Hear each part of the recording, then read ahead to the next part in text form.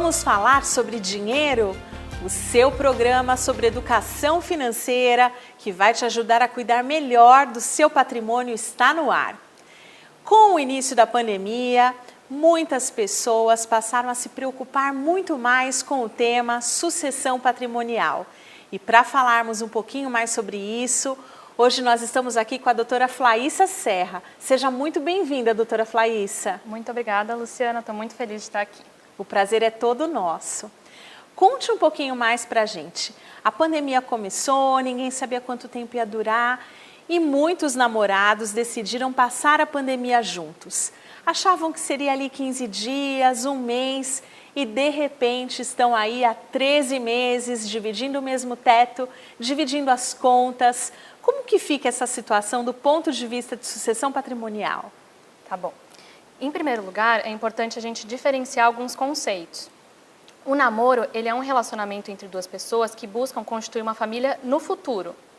Na união estável, as pessoas constituem a família naquele momento, mas de uma forma informal. E no casamento, elas fazem isso de forma formal, seguindo um rito de habilitação, celebração e registro.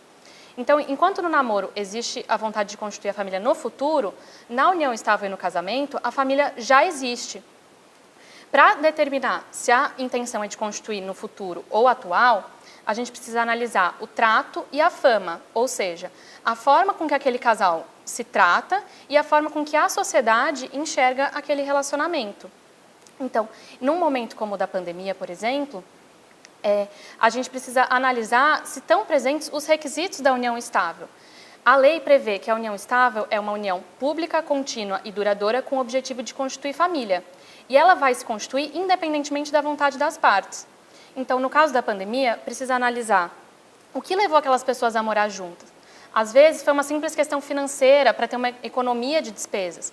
Ou uma questão para ter uma melhor convivência, considerando o isolamento social. Ou, de fato, foi um passo no relacionamento para dar início a uma família.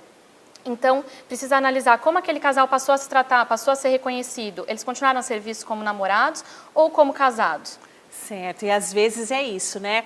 A pessoa tá lá, deixa uma escova de dente, deixa uma mudinha de roupa, vai ficando, começam a dividir ali as contas, dividir o mesmo teto. Sim. E aí tem uma união, né, afetiva, existe ali algo que vai se tornando uma família mesmo que, como a senhora colocou, né, independente das partes. Acho que nem vou chamar de senhora, é você, né, por favor. E como que fica isso? Que cuidados a gente tem que tomar numa situação dessas? Então, atualmente, os efeitos práticos da união estável e do casamento são praticamente os mesmos. Tanto em questão de regime de bens, questões sucessórias, em relação à possibilidade de pedir alimentos, pensão alimentícia no caso de separação. Então, é muito importante que as partes tenham esse conhecimento para que elas possam sentar, conversar e decidir o que se adequa melhor à família delas. Para isso, existe o contrato de convivência na união estável e o pacto antinupcial, no caso do casamento, para decidir questões patrimoniais, regime de bens e para dar uma maior segurança para aquela relação jurídica. Sim, porque se eu não faço nada, só mudo ali a forma de convivência e tudo mais, eu vou me enquadrar numa situação da lei, né? Sim. Que qual é essa situação? Quando eu passo a conviver, todo mundo está me enxergando já como uma família, eu passo a ter os mesmos direitos do que alguém que casou. Exatamente, como se casado fosse.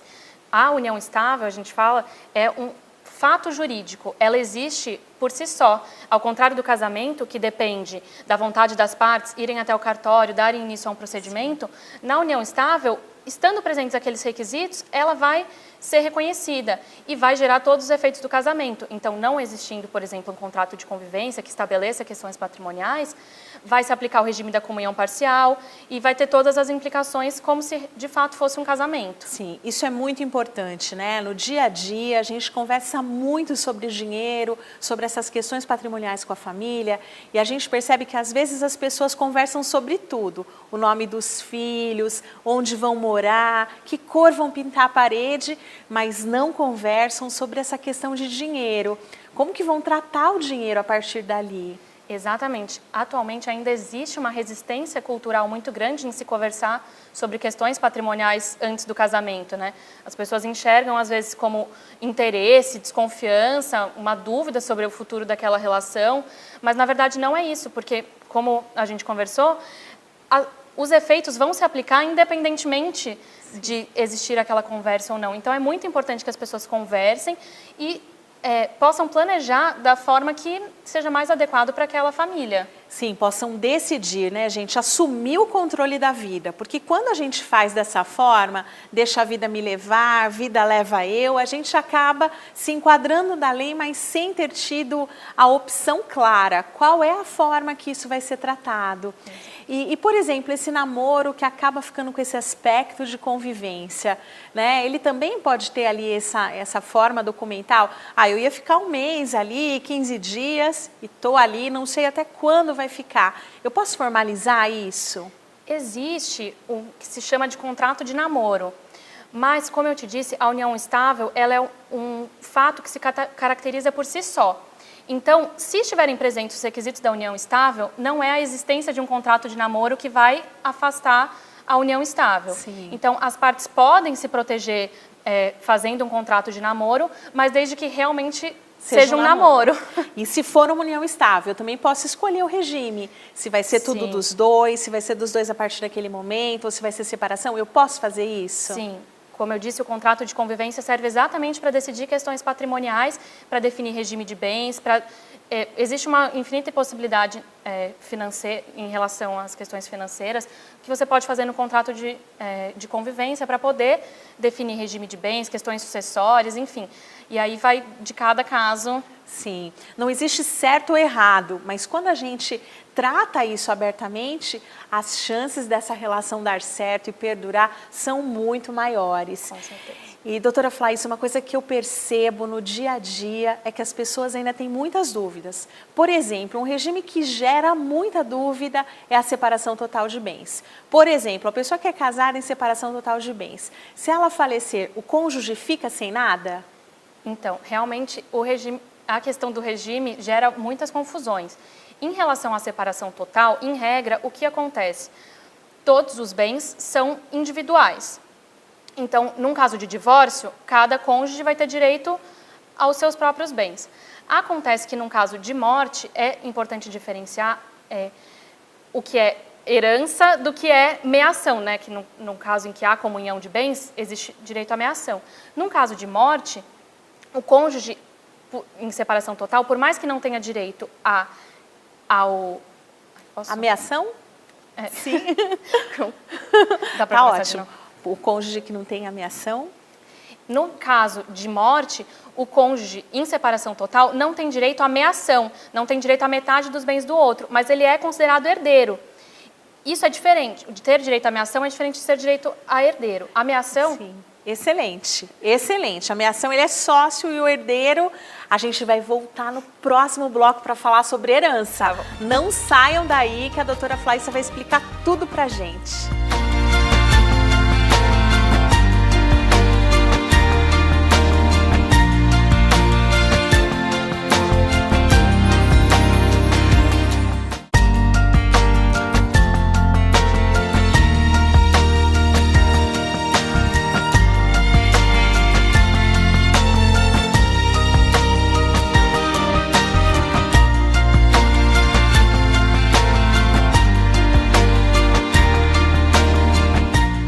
Estamos de volta com o nosso programa Vamos Falar sobre Dinheiro. Se você estiver nos assistindo no YouTube, aproveite e se inscreva no nosso canal e no canal aqui da TV.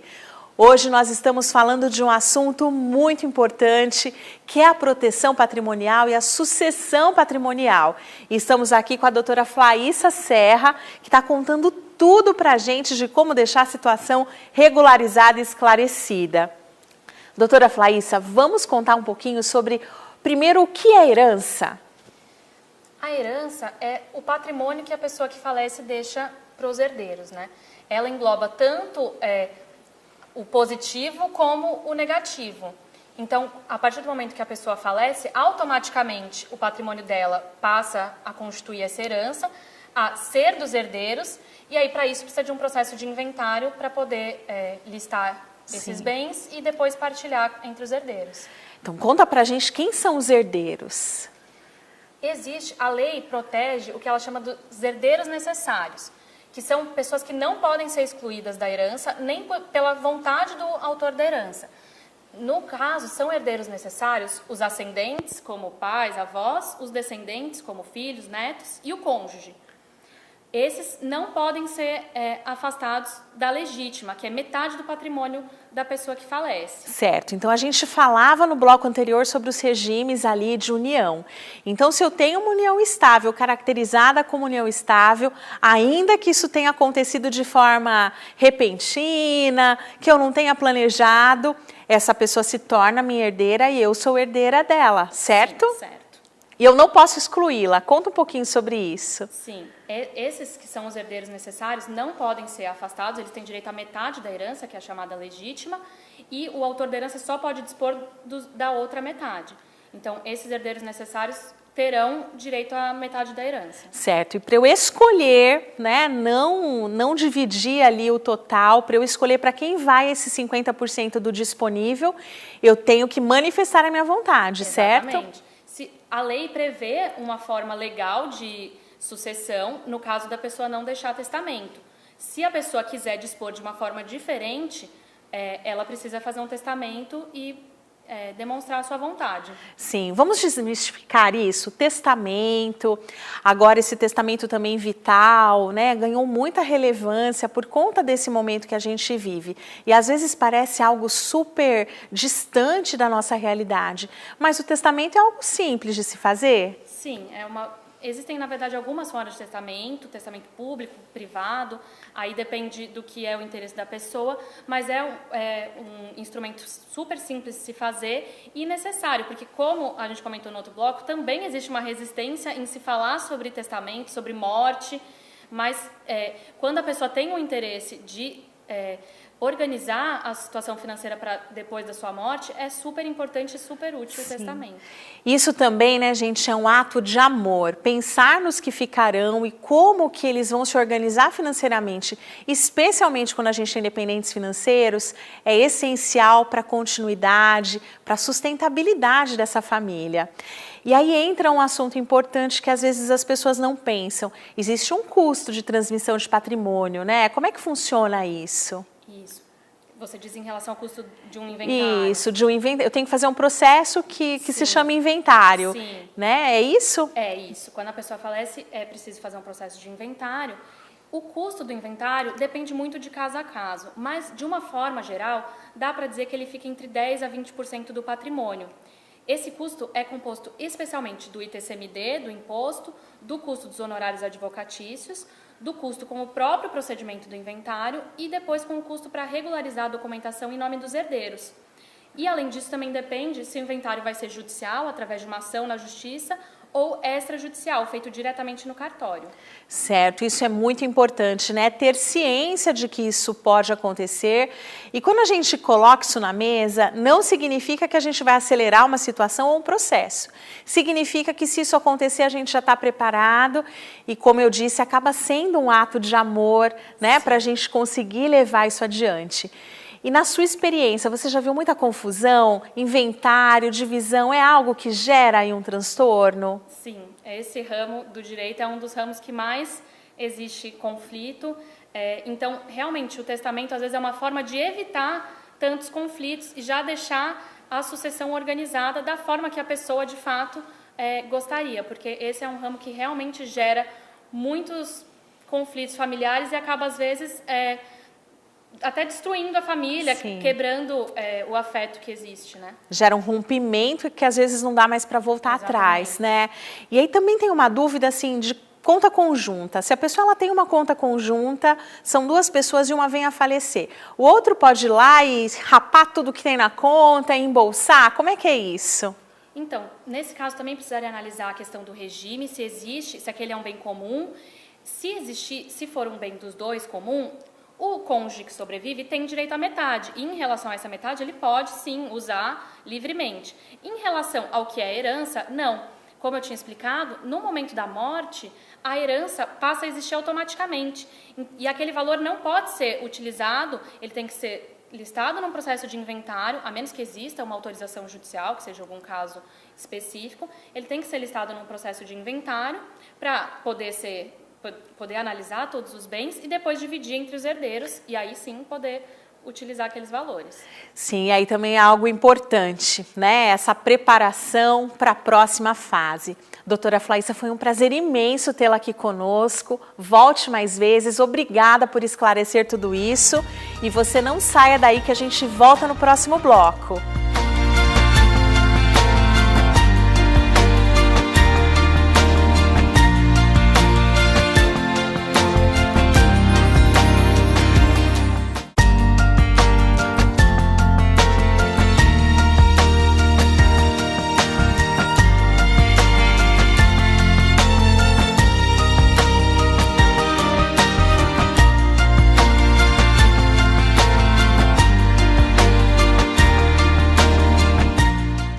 Seja bem-vindo de novo ao seu programa Vamos Falar sobre Dinheiro.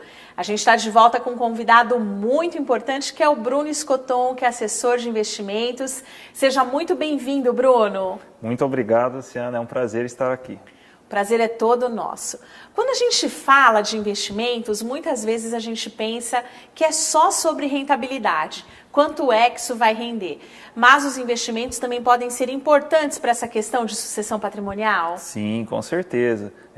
A gente preza muito pela questão de rentabilidade, de preservação de capital, mas também os investimentos eles proporcionam produtos, alternativas de facilitar a sucessão patrimonial. Sim, que a perpetuidade, né, fazer com que isso consiga ser estendido para os nossos herdeiros, para as pessoas que a gente ama. A gente fala que isso é um tabu, né? Ninguém gostaria de fazer essa viagem, de ter esse momento encerrado, mas quando a gente tem pessoas queridas é importante se preocupar com isso, né, Bruno? Sim, sim, com certeza. Isso daí é uma coisa que ninguém gosta de falar, né? Putz, pensar sobre morte, né? Notícia ruim, mas assim, todo planejamento, isso daí pode livrar a gente de dores lá na frente, de brigas familiares, né? Então assim, vamos usar os produtos, os instrumentos adequados, né, para facilitar esse processo. Excelente. Quando a gente fala de sucessão, a gente fala como se fosse um canivete suíço de várias ferramentas que a gente possa usar. A gente falou no bloco anterior sobre o testamento e falamos ali também sobre a questão do inventário, que exige ali que haja, né? Primeiro um valor para que você possa arcar com essa questão de transmissão do bem, impostos e custos para que isso aconteça. Mas também existe ali uma necessidade de que a família consiga sobreviver por um determinado período, especialmente nesse momento, né, Bruno? E como que é possível haver liquidez para que isso seja organizado? Sim, sim. Esse é um problema que, inclusive, muitas famílias têm, né? Às vezes a família tem patrimônio muito imobilizado, né? E falta liquidez para bancar esse inventário, né? Um produto que é muito usado para isso, e ele faz bem essa função, é o seguro de vida, né? Então, vamos supor que num planejamento você vê que tem um certo custo o inventário, que foi comentado no bloco anterior, né? De 10% a 20%. Vamos dar um exemplo de R$50 mil. Se você faz um seguro de vida com esse valor e também considerando até outras coisas, né, além dos custos do advogado, de todo o processo, do imposto ITCMD e também daquela questão de manter a renda, né? Porque assim, a gente não paga apenas isso, né? A família está lá, né? Continua tendo que comer, habitar, Isso. Educar os filhos, Terminar quando os tem estudos. filhos nas fases escolar. Então, o que a gente pode incluir ali que dê essa tranquilidade? Exatamente. Aí é feito um cálculo, né? A gente faz o seguro de vida. E aí esse seguro de vida, com o falecimento da pessoa, né?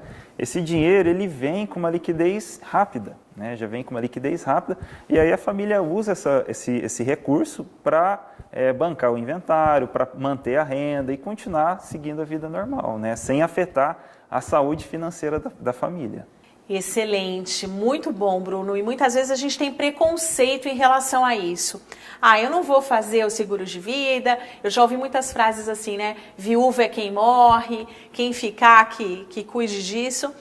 Mas é uma fase de preocupação para quem fica, especialmente a gente fala aí de filhos, a gente pode sacrificar o futuro dessas crianças e é importante a gente ter aí a responsabilidade. Além do seguro de vida, existe aí também a questão da previdência, que é outro tabu que as pessoas não entendem muito bem. Conta um pouquinho pra gente como funciona a previdência privada. Sim, sim. A previdência privada é um produto, a gente considera um investimento também, porque ele traz retorno, né? Em que a pessoa ela faz o aporte, ou então ela faz um aporte periódico, né? E aquilo lá é um patrimônio, né? É um patrimônio, então junta esse recurso. E qual que é o legal da Previdência? Ela tem várias vantagens tributárias, de sucessão. Hoje, como o foco é sucessão, a vantagem dela é você definir os beneficiários. Eu posso escolher. Você pode escolher. Então, por exemplo, veio o falecimento de um pai, por exemplo, ele pode colocar os filhos, a esposa, como os beneficiários, né? E isso não entra em inventário. E então, com o falecimento dele, o recurso da Previdência já vai direto para os beneficiários, né? Então, traz essa liquidez rápida, né? E assim não tem essa questão do imposto do ITCMD, né? Você meio que dribla essa questão do inventário. Excelente. E eu posso escolher quem são os beneficiários ou eu tenho que me ater aos beneficiários legais? Você pode escolher desde que não afete a legítima, que são os 50% que você deve deixar para os herdeiros necessários. Excelente. Então eu tenho que preservar a legítima e posso usar o restante ali para fazer a divisão. Exatamente. Bruno, muito obrigada por sua participação, foi esclarecedora. Obrigada a você pela companhia. Estaremos aqui de volta na próxima semana. Enquanto isso, nos acompanhe lá nas redes sociais. No Instagram, @LucianeQuedo e no YouTube, Vamos Falar sobre Dinheiro. Até a próxima semana.